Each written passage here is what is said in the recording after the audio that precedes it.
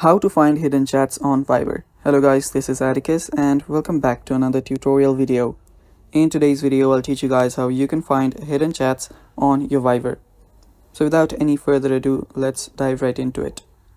The first thing you will need to do is, open up your Viber.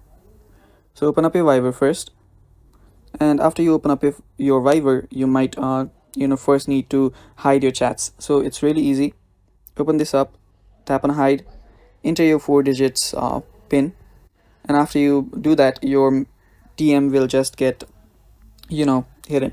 Now what you need to find that is that head over to the search bar, and after you head over to the search bar, you'll simply need to type in the pin that you have set as your hidden chats pin. So I've just kept this simple pin. So after you type that in, you will see all the list of hidden chats. You will see there will be this hidden icon right besides the person. So you can open that up. After you open that up, you might want to, that is how you find your hidden chats. If you want to remove this chat from hidden, you can head over to the profile, or you can simply tap on the top here and then scroll down and unhide it. So that is how you can find your hidden chats on Viber, guys. Thanks for watching. Stay tuned for more, and bye bye.